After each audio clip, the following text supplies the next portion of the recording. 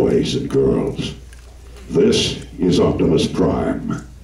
Welcome to the Kennedy Space Center Visitors Complex. And congratulations for bearing the cold and the wet. Welcome. It is my privilege to introduce you to a dear friend, managing technology for Goddard, the great executive, Mr. Darrell Mitchell.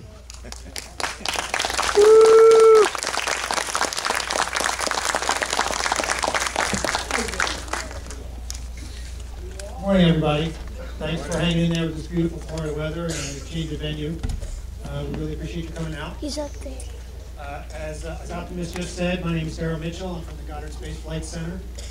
I'll kind of be the host for this interview with Peter today, and the plan is I'm going to start off by asking Peter a series of questions, and then a short way in we'll turn it over for questions in the audience.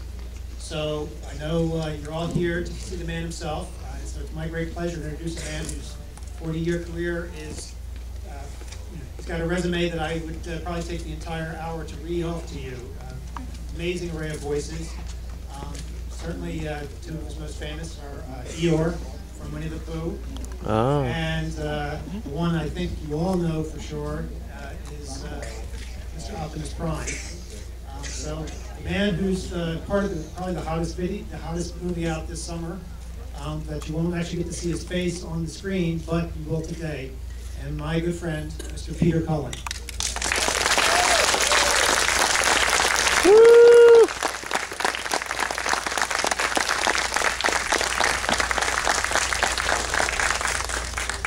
You guys are brave. Wait a minute. Hello? You guys are brave. But you don't seem to be all that wet. Some of you. I know some of you are. Thank you very much for showing up under these conditions, although it's extremely exciting for me, regardless of the weather. I'm here on I think the greatest space place on Earth, Kennedy, and I've been amazed. You probably have been too. But for a guy like me that's walking around just seeing a small portion of it, I'm convinced now that that's one of the reasons I was so in awe of the whole space program when I was younger. But I'm glad to be sharing this with you guys here today, and thanks for coming. Darrell Mitchell is a good friend and works at Goddard, and he is, I improperly introduced him. He's the director of, and then, shall I get it wrong again? I am really bad at this. It's so official that it's scary. Senior Technology Manager at Goddard. I mean, that says a lot, you know. What I mean by that is, you know, when we look at all the things that space and going to the moon and going to outer space has given mankind, is probably one of the most exciting things in the world, things that we take for granted every day, from farming, medical, technologies in the environment, or so many things, cars, transportation. And this is one of the most exciting places on Earth, and we shall enjoy it. And I hope you guys enjoy the movie as much as you enjoy the Space Center. So I'll give it over to Darrell, because I'm sure he has some questions. Okay, so I don't know if you want to sit down or stand here. It's up to you. Oh, yes, I'm old now. Sit down. I'll sit with you. I'm just lazy. So just I thought I'd start off by just getting to know a bit about your background, Peter. And you, of course, originally grew up in Canada. Ever since humans have turned their eyes to the stars. Always trying to steal the scene. So you originally from Canada, one of the great Canadian exports we've received, and we're lucky to have. And when you were young, did you know from an early age that you acting would be the path that you would potentially want to follow when you grew up? And if so, was there kind of a defining moment that really drove that home for you? Well, it's an interesting question.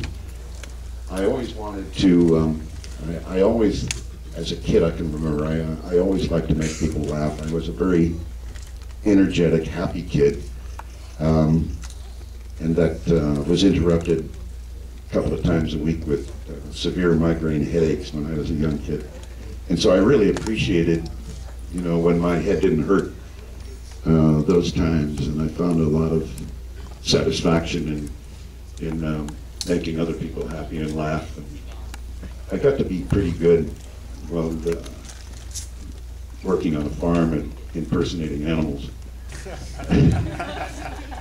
You know, dogs, cats as well, but cows and things like that, and talking to turkeys and pigs, etc.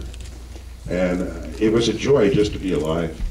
And when I started making people laugh as I got older, I kind of realized that this could be an opportunity. I loved doing it.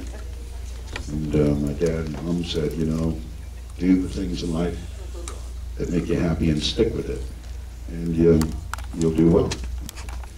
So when I was 16, I joined the summer stock theater and discovered girls.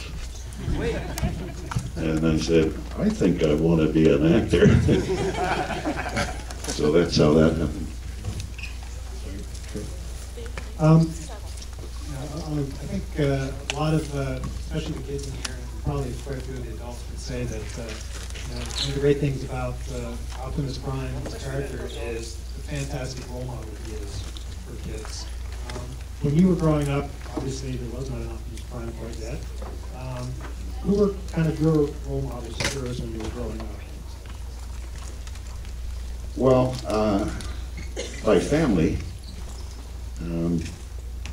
primarily I think my family, my dad and my uncles and my aunts and my parents overall, they set a pretty good example, and I honored them. I really, thinking back, I wanted to be a cowboy, and I really did. Roy Rogers was great, Wild Bill Hickok, guys like that, you know, in the days of television, black and white television, you know, grainy and greeny. That's, for those that can't remember, when you turned on a television, there was an Indian chief head with all kinds of lines and things like that. It was like test pattern. And we would stare at that. That was television. We had just gotten a television, and look at that. It's a television. Stare at that Indian chief for hours. Yeah, a cowboy. I wanted to be a cowboy, but I had so many heroes that changed over life. With every decade, I find myself appreciating another segment of my life, and heroes would always be there, but there would be new ones as well. And especially, I think, when astronauts started going out into outer space and landing on the moon. And to this day, or tomorrow, continuing that up into the outer space again, you know, for the final one. But those to me were defining moments, were the pioneers going into the new frontier. That was exciting to me as much as it would be if I were a young kid saying, what would you like to be? He said, I'd like to go back 100 years and be a cowboy, you know. Get on a wagon train and head west. Round up cattle. Storm the hills and stuff. But did that answer your question, Earl? It answered my question. Answered some of mine too. I'd forgotten all about that stuff. So, you have, now you kind of embody a major iconic hero. Do you have role models that you still kind of look to today in your life? Yeah, I have a pretty solid line in the sand when it comes to right and wrong, and I apply those principles. To me, they're very important, and that's I combine that, I guess, with Optimus Prime, the way he's written, and my dedication and loyalty to the ingredients of his character that stick and adhere to the principles of what he stands for. Well, mentioning Optimus Prime, I can see a few faces despite the light, and I think if I don't get to more questions about Optimus Prime, I may be thrown off the stage here. So, when you did the original Optimus Prime, the animated series, there was a fair lapse of time between when that ended and when the movies, the Michael Bay movies came out. About 20 years. Yeah. So, what was your feeling, 20 years later when they come to you and say, Peter, we want to do a Transformers live-action film, and we want you to be the voice of Optimus Prime. So what kind of feelings did that bring up to you? Well, I had mixed feelings because, number one, I wasn't chosen to be Optimus Prime. I had to audition for the role again. Actually, I auditioned for Michael Bay twice. I guess he wasn't convinced the first time. It made me wonder, what do these people know about Transformers? Scratch your head, turn on the internet, and read some magazines. Good grief, Optimus Prime. So I read for Michael, and my feelings were mixed because, number one, they got rid of me back in 1986 in the movie, and interesting story about the movie. Orson Welles was in the movie. For those who know who Orson Welles is, he's long gone, but he was a wonderful guy, great actor, and heck of a writer. People have declared him a genius. But he had no idea what the Transformers was all about. And he was called in to do his lines, and he's looking at the script, and he said, "What is all this nonsense? What is it? What? It'll make Megatron. What's a Megatron?" He read his lines eventually, and that was history. I read my lines and discovered about 17 pages into the script that I was being killed. That didn't sit too well. We had done it for 2 years. I had no idea of why. I couldn't figure it out. He said, "Did I stink? Was my character, it's so bad they got to get rid of me, what is going on?" Anyway, I didn't hear another word until 20 years later. And as I said, my feelings were mixed because I didn't really enjoy the idea of auditioning for a character that I'd already auditioned and was chosen for. So I went begrudgingly in my mind, but I must admit, the reason that I did go was because of the fan base that I had discovered. And they were undoggedly determined and tenacious about getting me to be Optimus Prime again. And without their backing, it never would have happened. And so I'm really grateful for any fans out there that, oh, God love you. Yeah, I mean that. I really love you guys. Thank you. That's special for me, really special. So in getting the role again, I got really excited. So I went from the lows to the highs. Understandable. As you said, the fan base for Optimus Prime is incredibly loyal and very loyal to this character. And it appeals to a broad range. I mean, I know people from 4 to 40 plus that are big Transformers fans.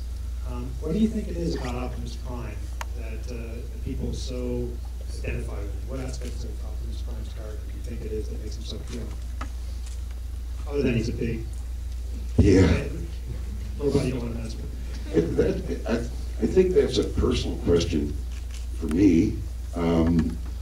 I like what he stands for, and I'm sure a lot of people have feelings that they have and that are in particular one thing or another, but generally speaking, I think he stands for decency and strength, hope. And in a world that's almost insane sometimes, I think that you can find a sense of calmness and wisdom and control and hope, despite everything else that's going around. And I think that struck a chord with certainly some people I've talked to. But I enjoy the traits that he stands for and that the writers and the original conceivers came up with. And that to me has been the strongest anchor for him. He's never swayed away from the characteristic traits that make him so strong. So hopefully, those are all the things that put together that make it stand out. Well, let's answer. Would you agree?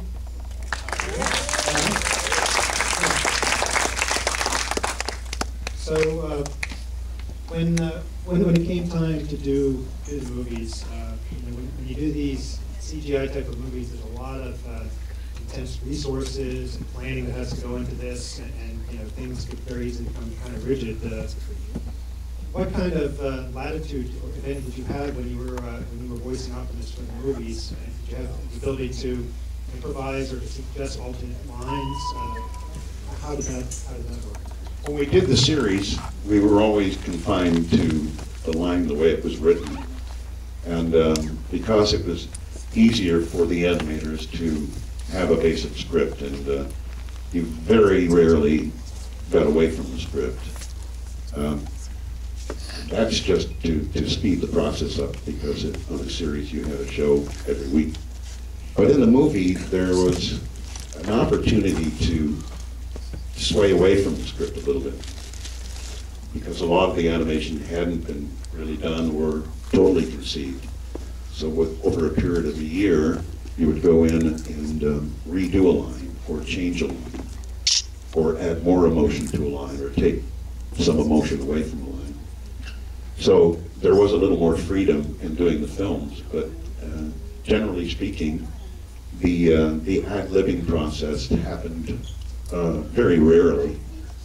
When it did happen, I'll give you an example, is when we were introducing Optimus Prime to having a sense of humor. Well, I'd never done that really before, willingly. But we ended up giving him a little humor in the first movie, and to give him more humanity, to make him react more one-on-one with the human actors. And I think, by and large, I think that was successful. I'm not a judge. Sense of humor? Yeah?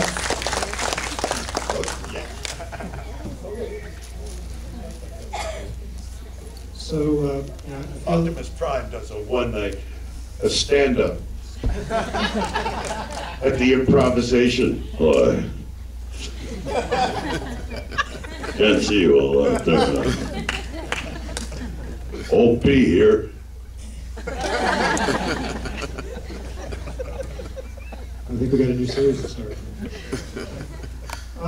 Since we're, I feel like we're sitting here at the Kennedy Space Center, and obviously since as an employee, one thing I wanted to ask you, you and I first met as a result of a program I was running for NASA called the Optimus Prime Spinoff Award, which these people got to see some videos briefly before we came in, and when we approached you about the contest, I was very, very impressed by the way you responded. It wasn't, well, okay, well, what's my cut? It was very much, this is something I got to do. I'll be there, Daryl. We're going to do it. This is important. You obviously have very strong feelings, obviously, about the character. You've been a NASA supporter for many years. Could you talk a little bit about how you see the relationship between Optimus Prime and NASA in terms of where this connection might go and why it's a natural fit? Yeah, I think it's exciting. The combination of the heroes in the space program and what Prime stands for, those traits are so important. And the space program is just, I mean, it's a complete package of all the things necessary for a great society, you know, the greatest in the history of the universe. When you look at an astronaut, and he's a hero. I mean, he's a true hero. All those that strap themselves in to that tiny little space and project themselves out into God knows where. I mean, that takes courage. And to work with a team of people, that takes confidence, trustworthiness, you know, accountability, reliability, care, compassion, understanding, wisdom. These are ingredients that I think that are often injected into Optimus Prime in, you know, an entertainment formula. And I thought, wow, I mean, he's from outer space, you know, came from some unknown planet in the mind of some great writer. And what a great time to be able to talk about things that happen within the space program itself. Things that we take for granted every day, all these wonderful technologies, the advancements of science and engineering, medicine. Just think of all the things that have come from the space program. Well, Optimus Prime, outer space. Definition of character, astronauts, the people working in the program together, just defining, you know, teamwork, tremendous teamwork. I think it's a great natural progression, and it excites me just to be able to have that ability and the opportunity to do some good in this world, you know. And you know, in the time that we've known each other, we've had several discussions, and one thing is abundantly clear, and that is that you are definitely an optimist. There's no doubt about that. What excites you about the future? What is it about, you know, what do you think you have a bright future, and why? Well, I do. I think this is perhaps, I'm speaking to the younger generation now, that potentially could be going to Mars. I think that is so exciting. Talking about a young kid wanting to be a cowboy and going out on a covered wagon back 100 years ago. Well, if I were a kid today, I'd be one of those saying, boy, that's the new frontier. I'd like to go up there. I'd like to learn more about science and more about technology. And, you know, and I wasn't a good student when I was a kid. I was distracted for the most part, especially when I found out, you know, I could make people laugh. But the great thing about being a kid today is that so much is surrounded by technology, and so much of our lives are surrounded from the little gadgets in our hands, some of them holding them, what they can do. Well, that was inconceivable, you know, several years ago. So the opportunity is now, and to be a kid again, that would be my first jump. I would just want to hang around here and see, boy, I could do that, or I could do this, or I could do that, or I could be part of this. That's exciting to me. So I think there's a great future. So along those lines, we definitely have some young faces in this audience today. If you know, one last question for me, and I'll turn it over to, I know you guys want to have some questions. What advice would you give some of these kids sitting in the audience today? If you could give them one piece of advice. Hold on to your dreams. The future is built on dreams. Never give up. Never give in. Stick to something that you love and work hard at it continuously. You'll be successful eventually, and you'll always be happy despite the downs. Amen.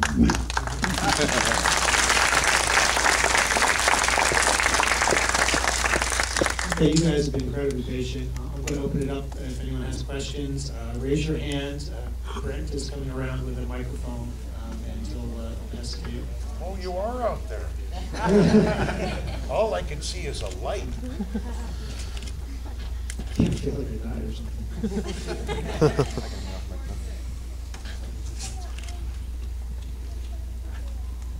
Hi, it's so nice to meet you.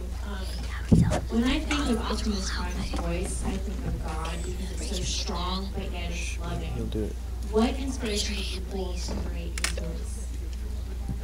What inspiration did you pull that inspired you to create Optimus Prime's voice?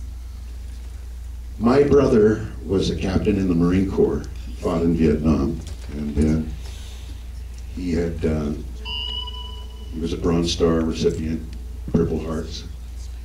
And when he got home, we shared an apartment for a time, and it was the day I was going out to my audition for Optimus Prime, the truck, and I said, "Where are you going, Peter?"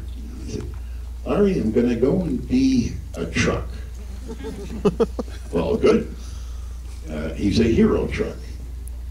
He said, "Well, be a real hero, Peter. Don't be one of those Hollywood heroes. Be a real hero.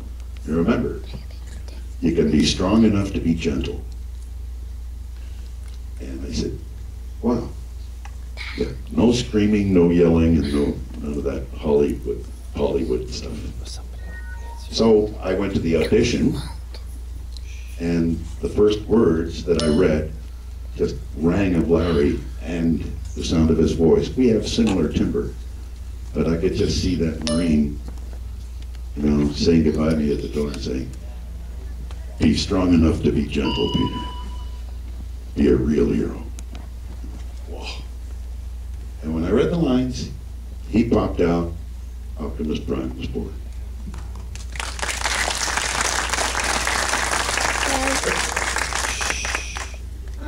What was it like working with all the people like Sam and Michaela in the last Transformers? Okay. Number one, in the voiceover world, you work in a small little room. There's a director, a sound engineer, and there's a big glass wall behind you where all the technical guys are doing their thing. They're running video for a screen. This guy's doing dials and stuff like that. So when I meet Sam, I meet him on the screen. No. But I did have the opportunity in the last picture to go down to Long Beach into an airplane hangar where they were filming a lot of sequences. And I met Frances McDormand, and she's a great actress.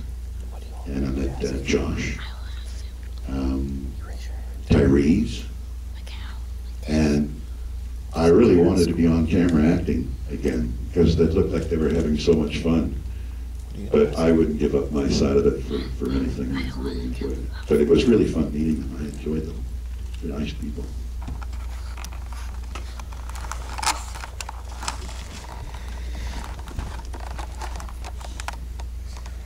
In the last movie, who was the voice of the Fallen?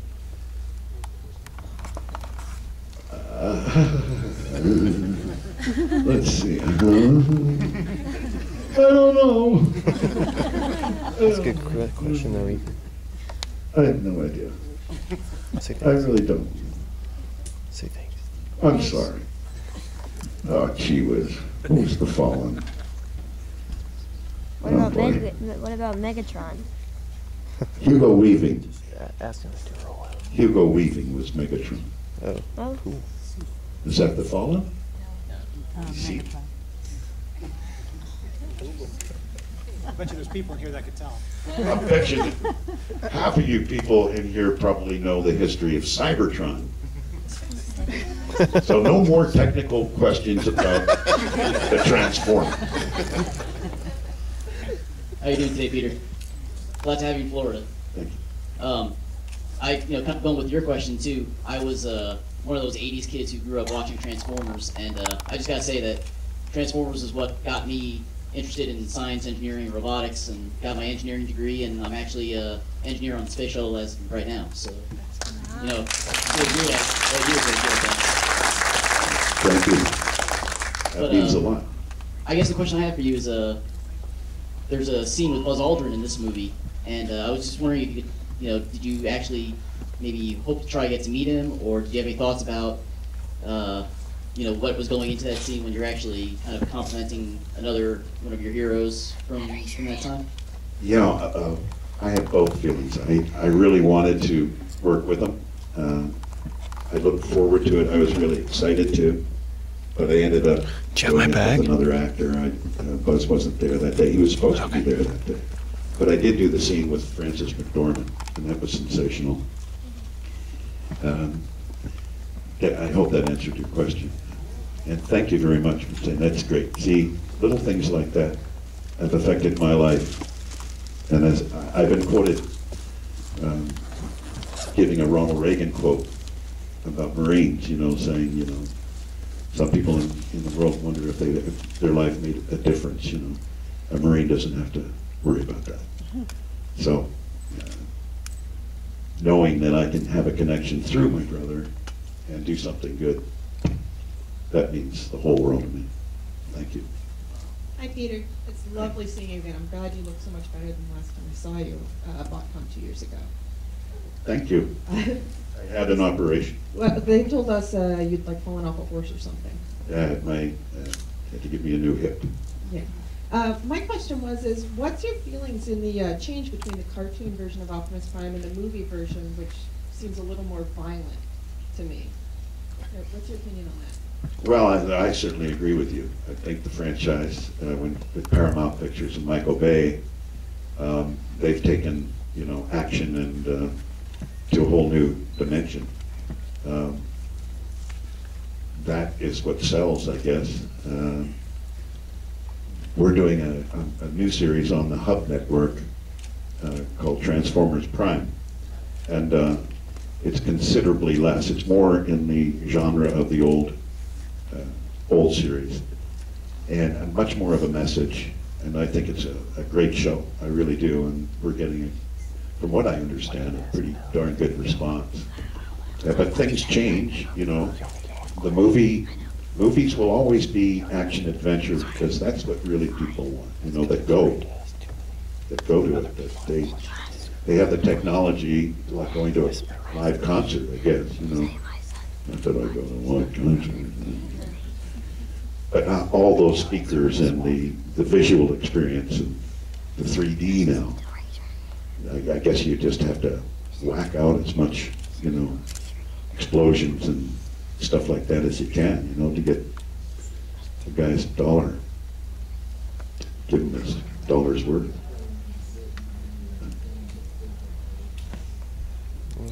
I have one more question. You're an inquisitive little guy, aren't you?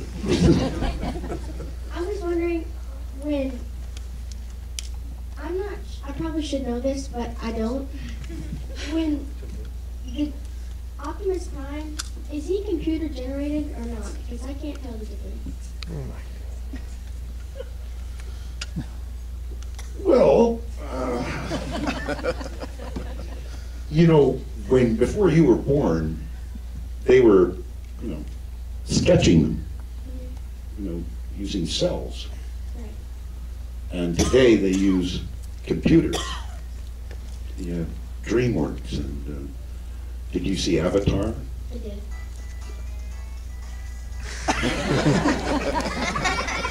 I used to have that ringtone.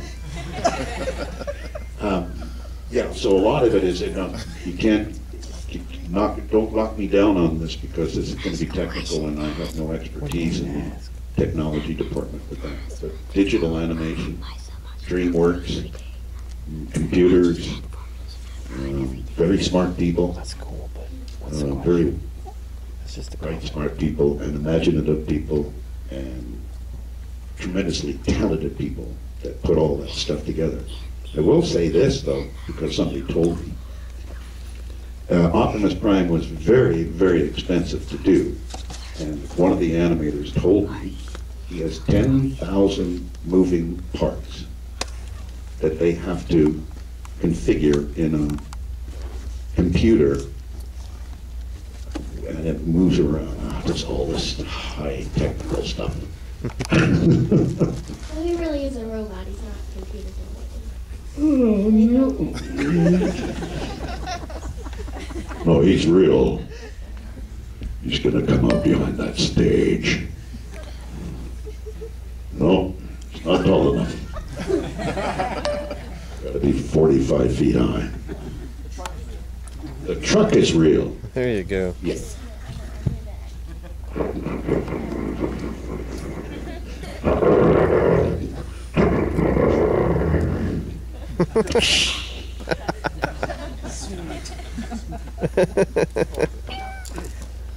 Apologize, we got here a little late, so I'm asking you to do something before you're done, but my son would love it very much if, and I was just curious to if you remember them, if you could maybe even read or let us hear Optimus in that first line of audition, and also, can we hear a little Eeyore? Yeah, woo! I don't remember the line that I first read in the audition. That's He's gonna say. gone under the bridge. But I do remember a line that Eeyore made famous long before I was Eeyore. And that was, "Thanks for noticing. Not that anybody cares, mind. Raise your hand. Raise it. He's gonna say something. Oh boy, we got a cackler. This young man's question is going to have to be the last for time constraints.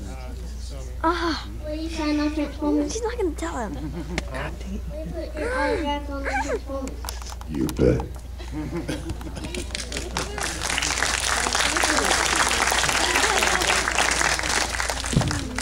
You gonna sell Thanks a lot, everybody. Hey, and thanks for all of you guys that bared the rain, stood out there like champions without umbrellas.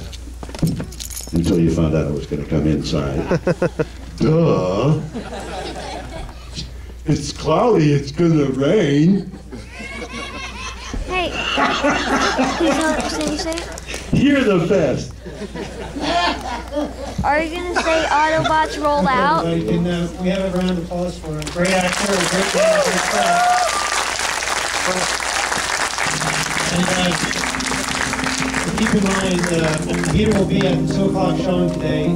Say a few words for the movie. Are you gonna say Autobots roll out? Think about the Optimus Prime spin-off award. The prize is an award ceremony where people will like to see it.